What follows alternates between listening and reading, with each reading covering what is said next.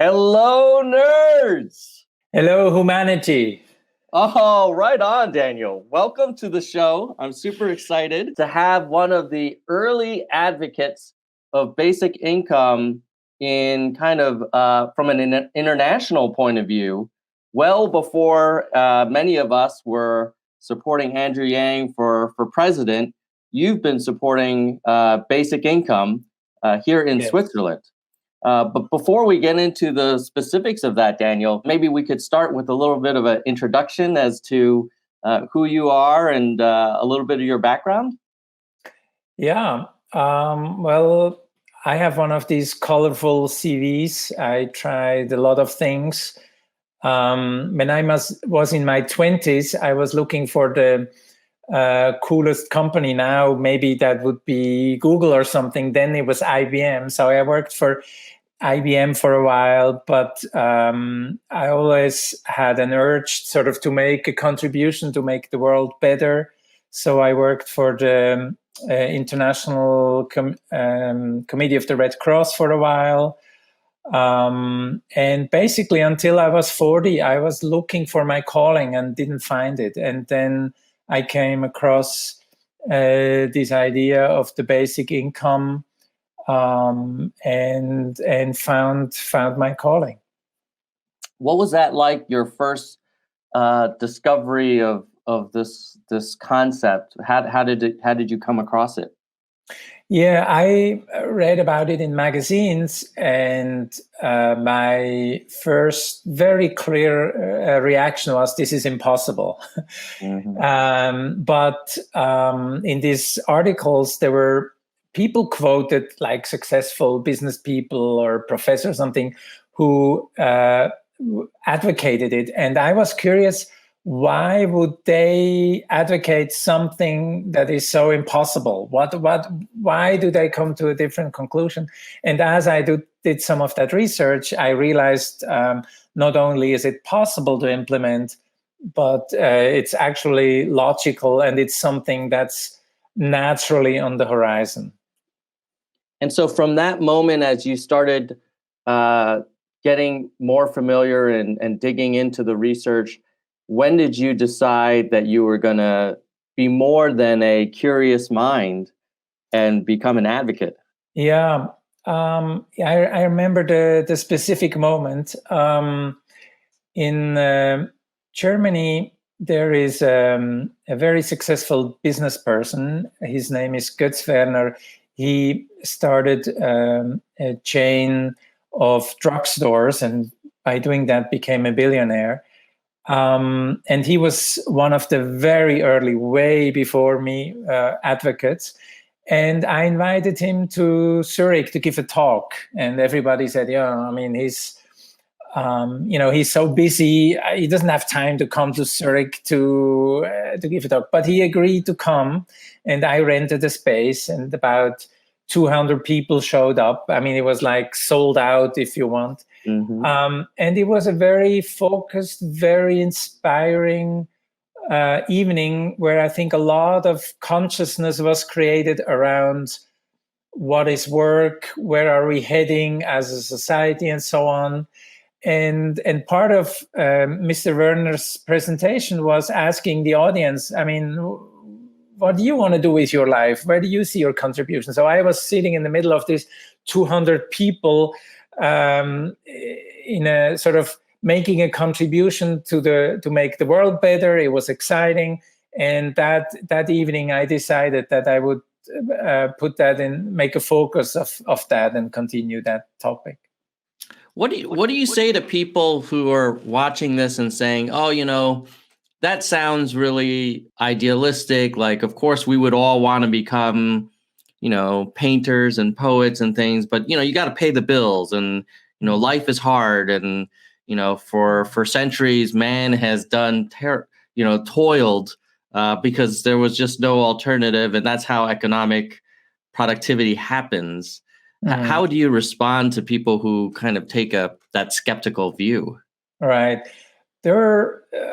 I heard two questions there from you. Mm-hmm. One is around the painting and so on.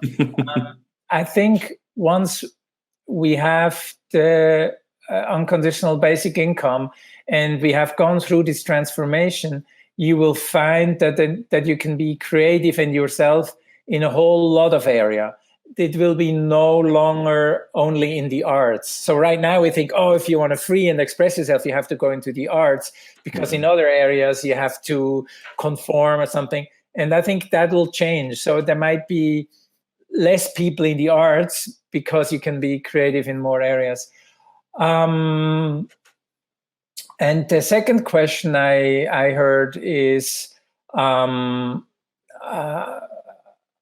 sort of to make a living, right? I mean, you have to make a living. I think anyway, it will become harder to make a living in the future. I mean, this distilled sentence that when I was young, I was looking for a job, but my son will have to invent his job, because the world is changing and institutions are declining and things are becoming more short-term and so on. And of course, through increased productivity and automation, some jobs will be lost. So if we have to invent our jobs anyway, I think I would encourage people to try to go on a quest to find out what they're passionate about and how they could make a contribution built on their passion. I can give a universal answer to your question, what should person X do? Through my work with the unconditional basic income, I've met thousands of people, and I've had thousands of conversations, and the answer for each person is different. What could each person do? So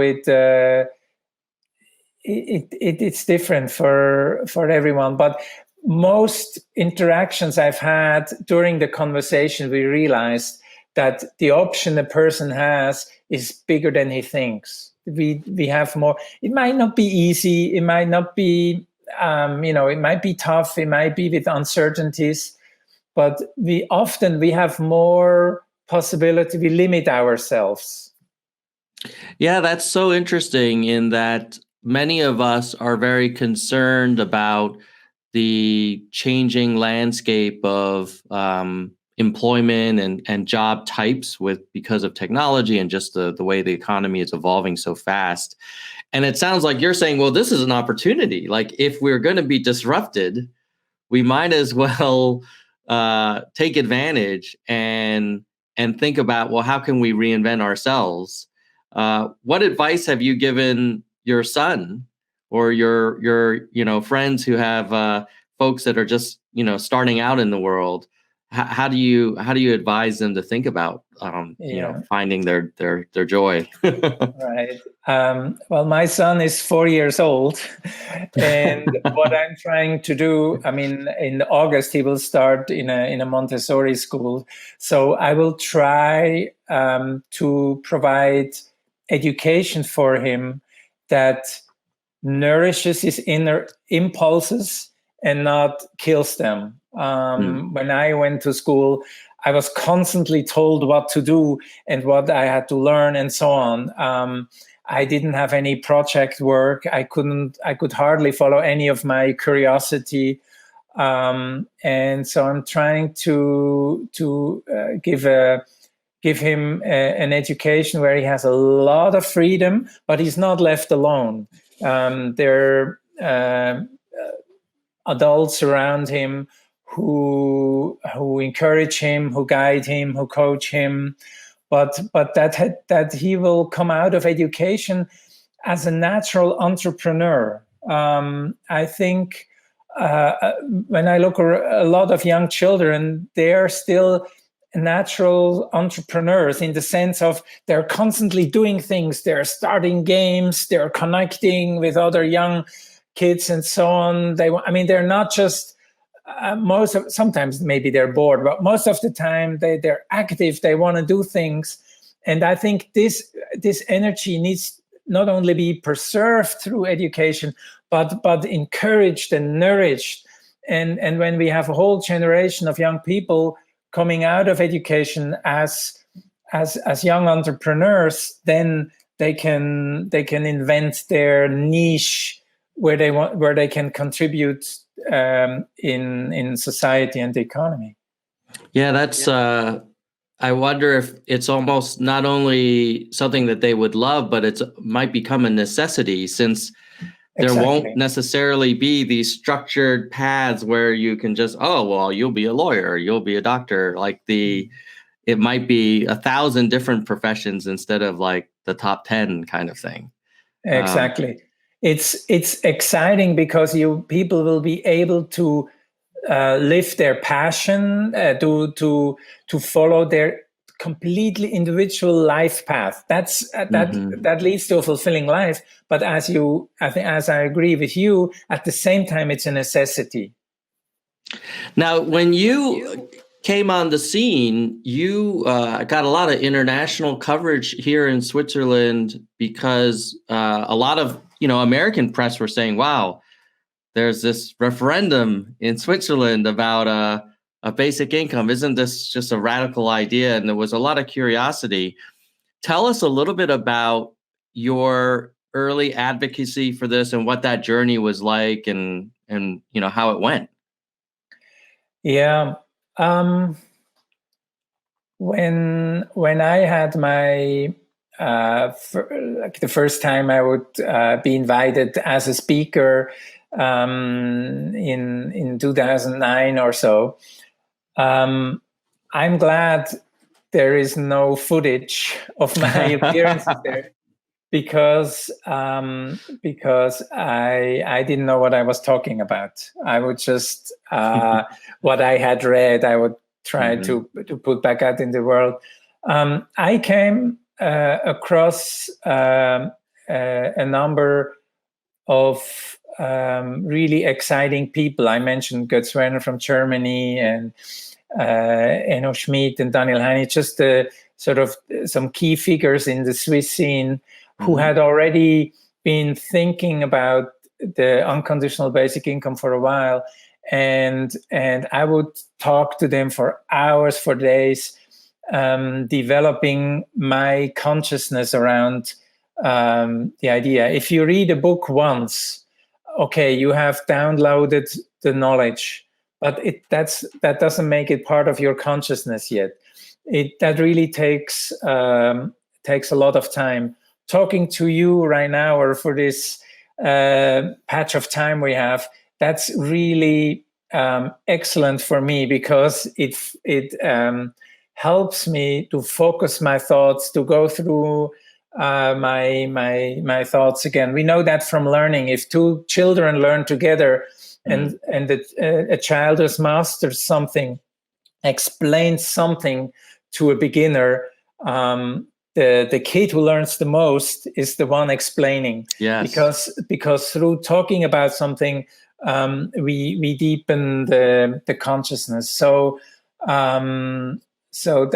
that's the most important things. And whether it be unconditional basic income or something else, whatever we do when we want contribute something or participate in a solution, I have this deep belief that it has to come from a deep consciousness in the area and in the system and what we're dealing with. Otherwise, I think it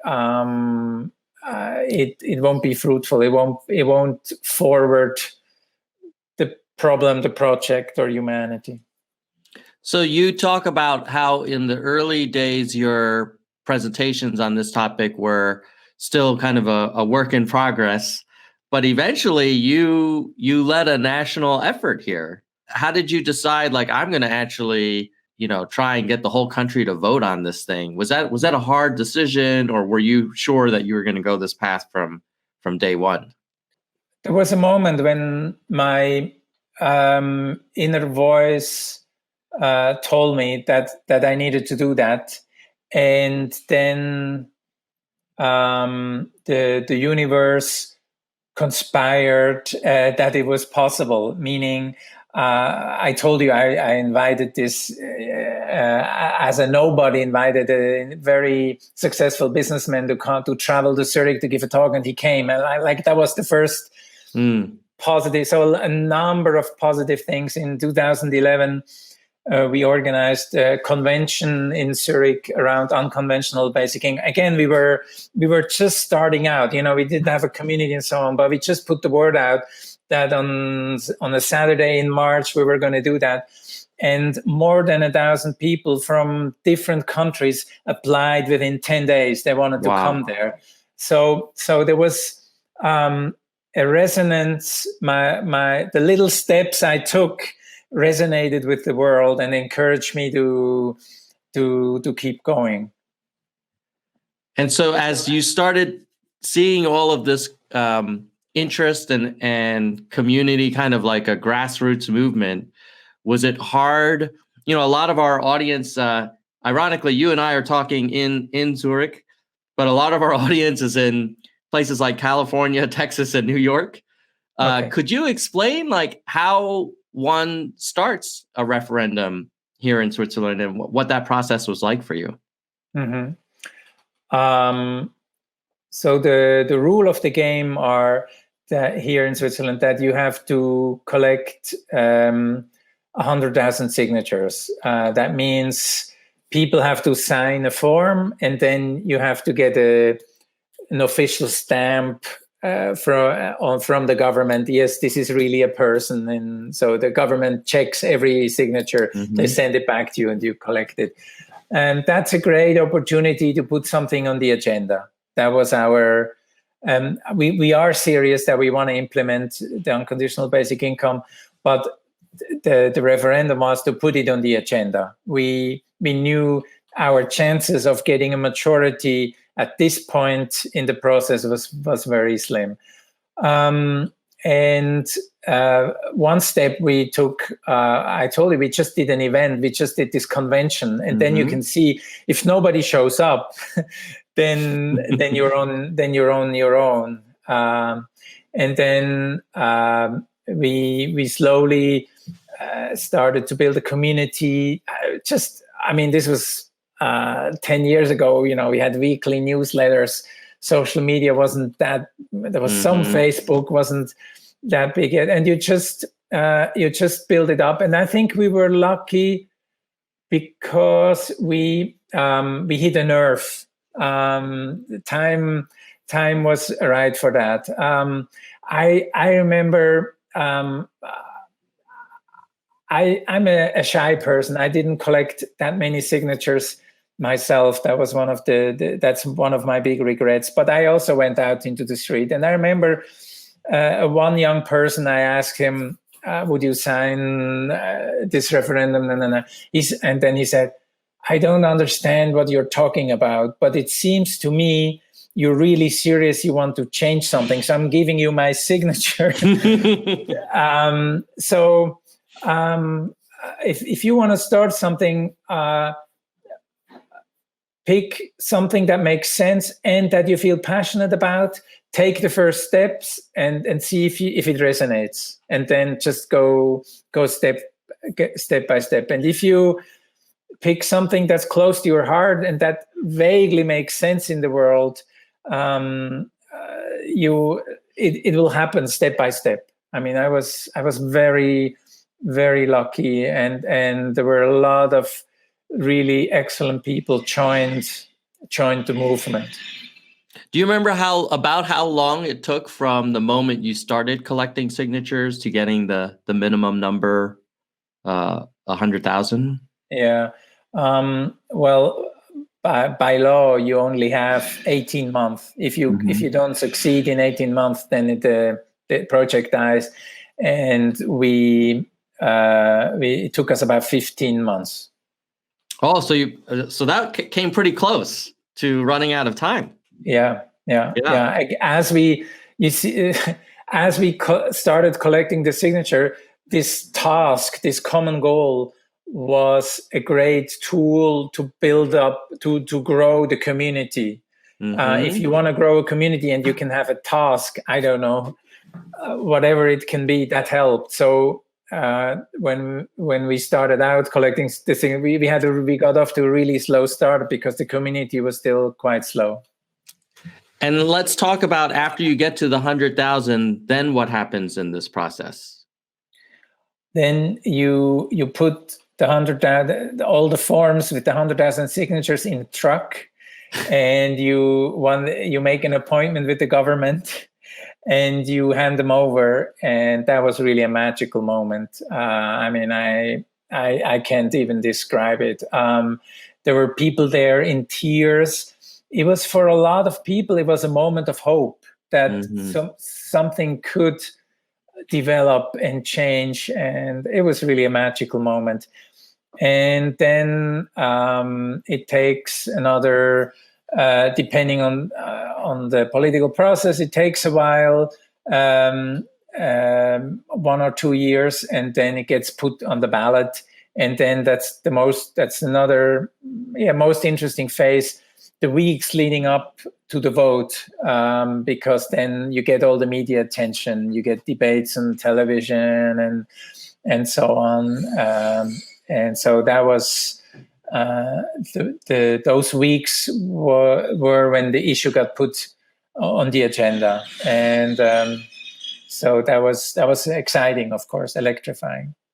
Now, I was surprised it took 1 or 2 years after you had the 100,000 signatures. Is it because there's just like a long backlog of other referendums that have met that criteria? I mean, first, the government takes a while to check if the count and see if they're really certified and all that.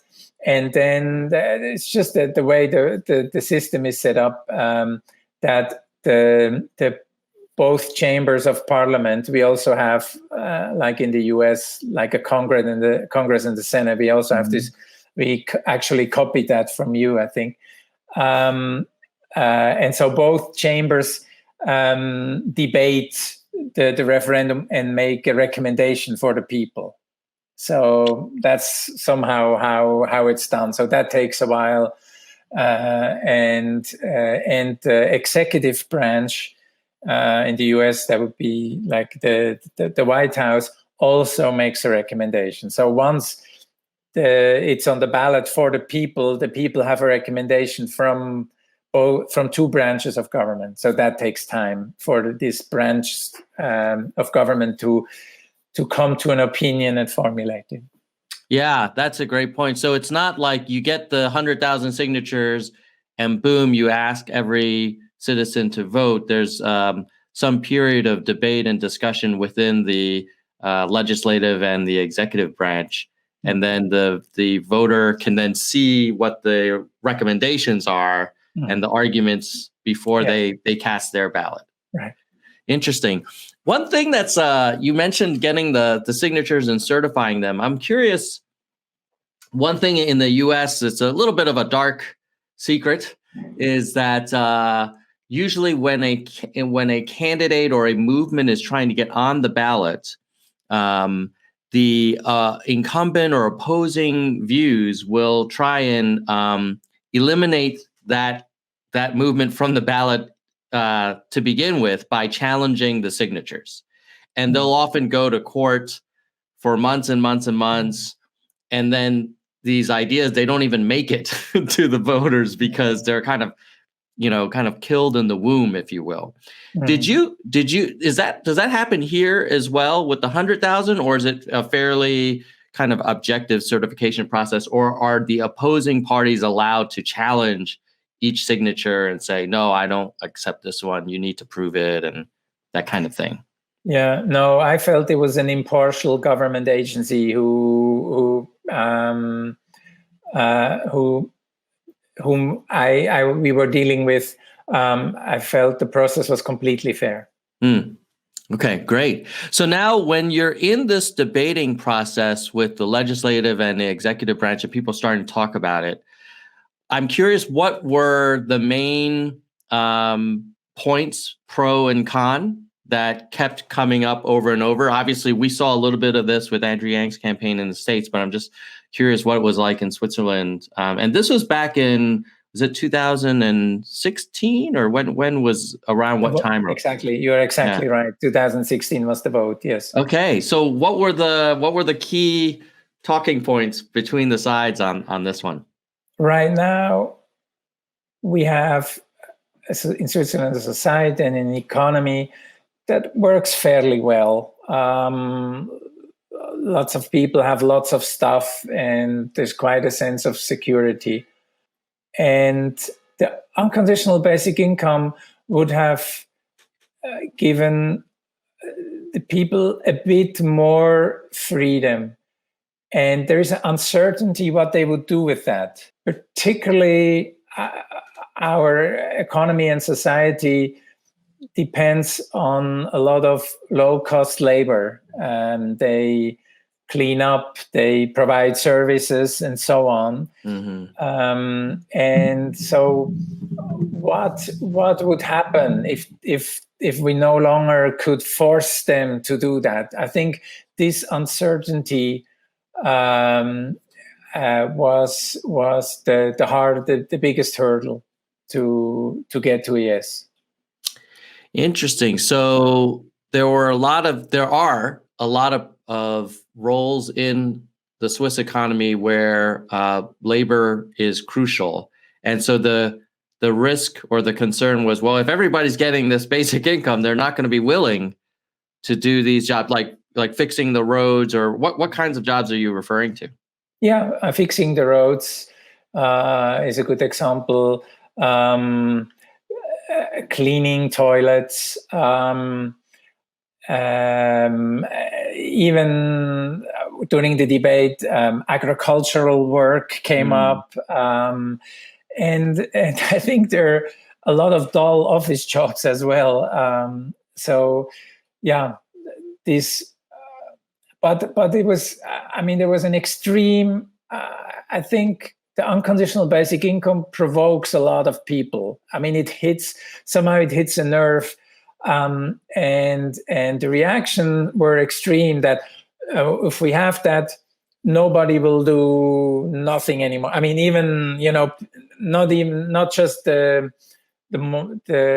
lower paid work, but nobody will, I mean, it'll come to a complete standstill. That was sort of the scenario that was put forth. And how would you respond to that when people raise that argument? Yeah. Well, first of all, it's not that we distribute all the income unconditionally, spread evenly. What the unconditional basic income in Switzerland proposes is that a third of the GDP being the pile of goods and services we produce every year, a third would be distributed evenly among everybody, and 2/3 would still be in the market economy. And I like the market economy. I think the market is a wonderful, complex tool that brings people together and steers us forward. So you still have a market economy. And then the question is, how do people use their freedom? And I have a very strong belief that people are yearning for meaning. People want their lives to have meaning, and you gain meaning if you contribute to others. Yeah, if you make a contribution, that's something that gives you meaning. And so I believe in a society where people get this freedom through the unconditional basic income, through this amount every month. And with this amount comes a sense of responsibility, a sense of, the community, everybody is sort of taking care of me by, like in the US, providing me with $1,000 a month or whatever it is. What does that mean? How do I want to contribute to society? And then there will be 2% of the people who will never get into that flow. they will just take and take and take. They won't be productive. They won't be nice. They won't be responsible. But an overwhelming majority wants to live a productive, contributing life. And so during the debate, often the focus is on this 2% that will take advantage of it, that will just sit around while I do something for others. Right. And I don't want to organize society being fixated on this 2%.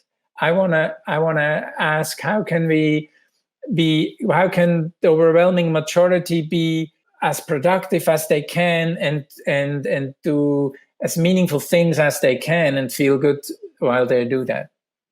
What gave you confidence that it was 2% and not 50% or 80%? Yeah, it's only a belief. I'm 52 years old after having lived for 52 and having met a lot of people. I could be wrong. Part of our pitch for the unconditional basic income in Switzerland was it has never been tried out, the unconditional basic income, on a larger scale. So if you look at the globe, let's take a tiny, tiny country that has the means to do that, is tiny enough to have sort of a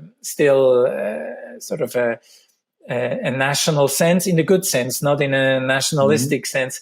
And let's try it out somewhere. And then we learn as we go forward.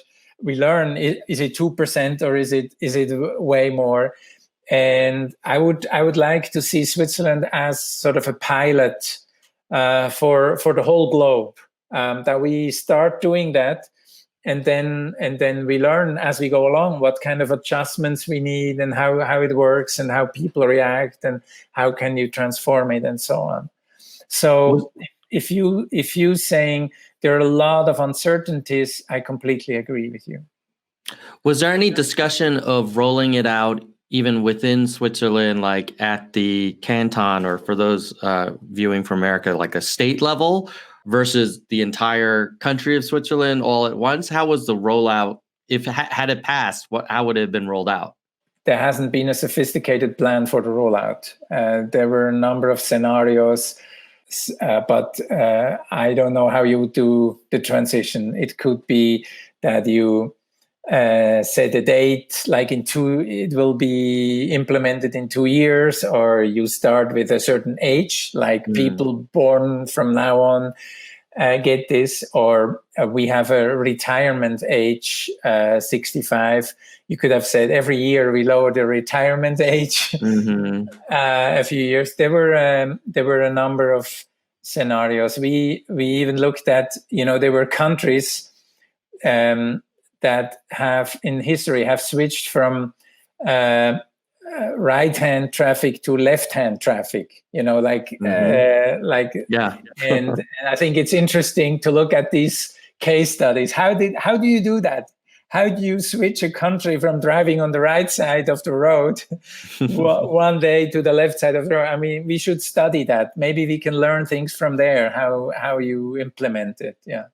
So had the referendum succeeded, the next step would have been to then start the planning for the rollout. It wouldn't have been you vote one day and then the next day you'd implement it. There would have been sort of this next step, this transitional phase.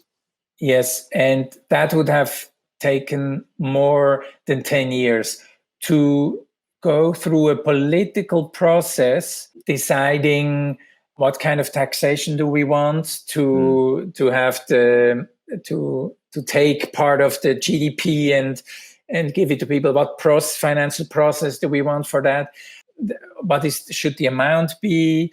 And then 1,000 of detailed questions that came from that. So we were always prepared, even if we would have gotten a majority, that it would have been a tremendous political process to design the whole thing. And so had it passed, would then there have been subsequent referendums on the specific details of all those things? So this would have been the first of many votes by the people. Yes. Yeah. And how did it? What was the result? How did the vote go? What happened? 23% yes. And was that more than you expected, or less, or how did you?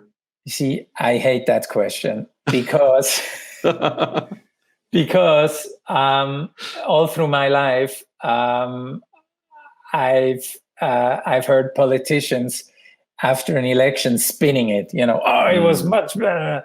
So I can tell you that when we started 10 years ago, I did some bets. People bet how many percent yes we would get. And I won quite a lot of bets because people thought it is such a crazy idea. You'll never get to 23%. So for me, it was fine, but I want to look in the camera and say, yes, we lost that vote.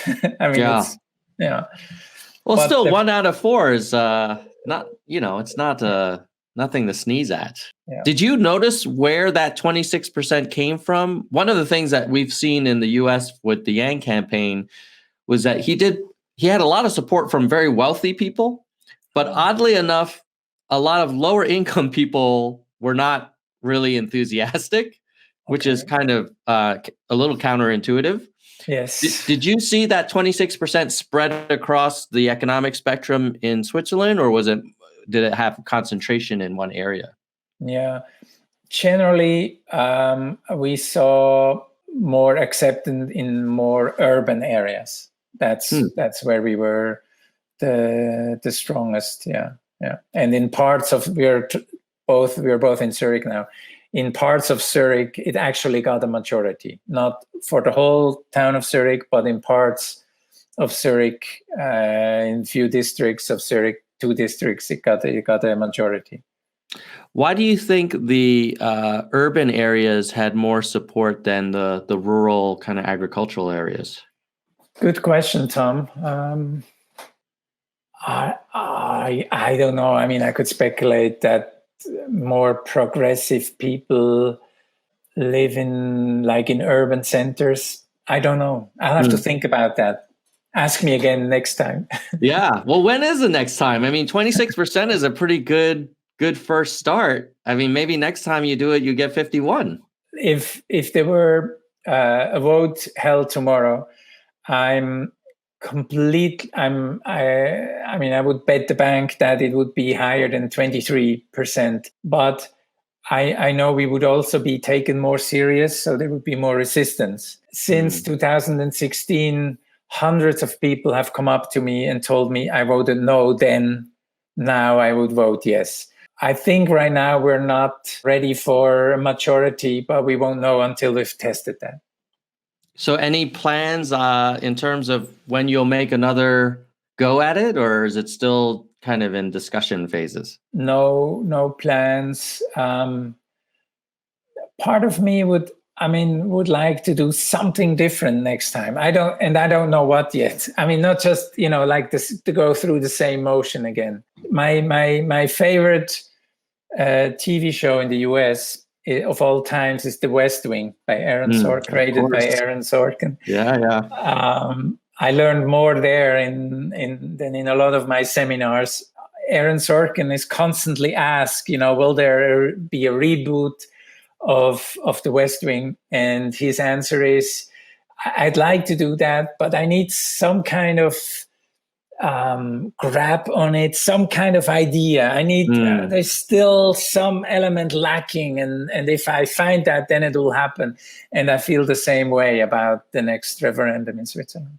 Yeah. Well, I mean, I just, as a observer and, a guest here in Switzerland for the last few years, I just feel like what you did was an example that a lot of other countries are paying more and more attention to.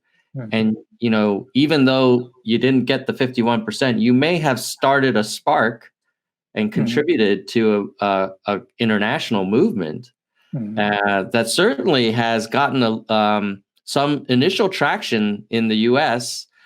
I'd be remiss not to ask you, did you observe the American kind of political scene, especially when Yang started running and trying to advocate for similar ideas? What was your reaction watching it from abroad?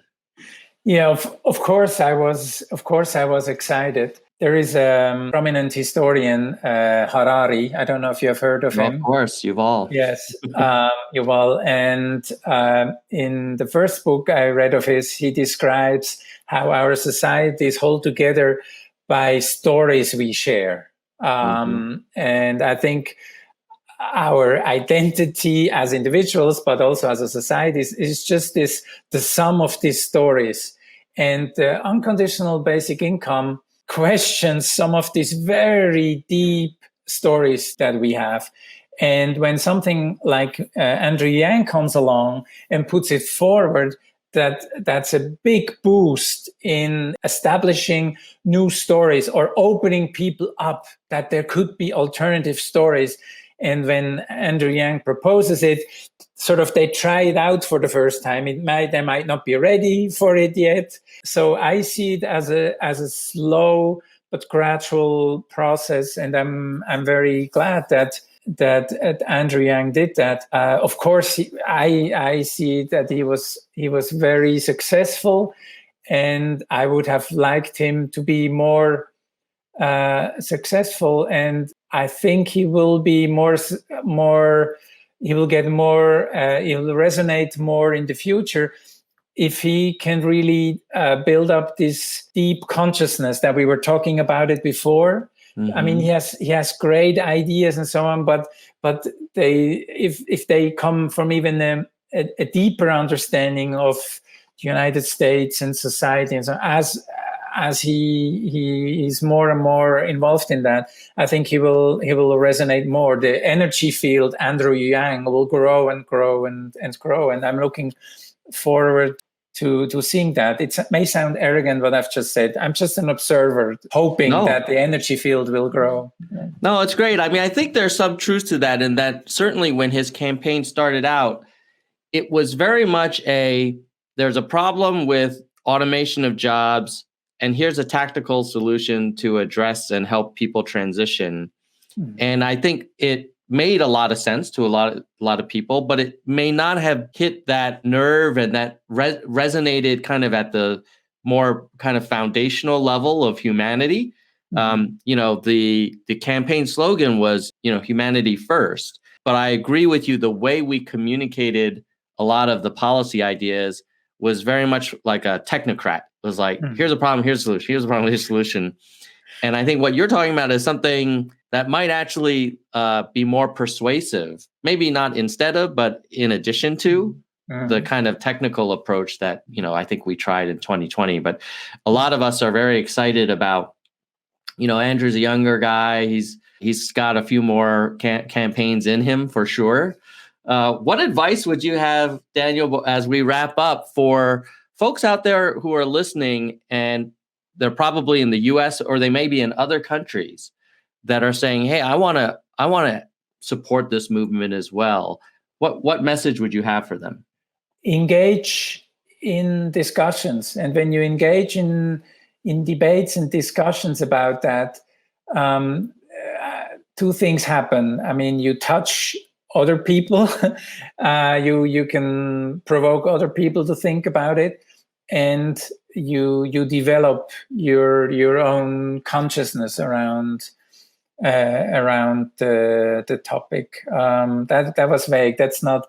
Bring it up at the Thanksgiving table. Maybe do events. Put on an event, a debate about what do we want the future to be?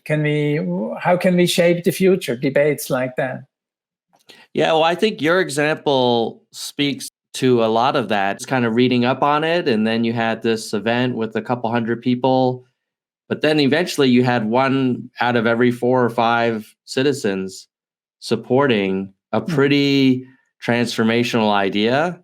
And it's not like you had tens and tens of millions of funding to support the initiative. It was sounds like it was a pretty grassroots effort. Yes, it And, was. that's super impressive. And that's why I really, really, really hope, Daniel, you consider making another run at it, not only for Switzerland, but also as to continue that example so that other countries can see, because maybe one of the new angles will be, it's a multi-country effort, that it's a global kind of awakening.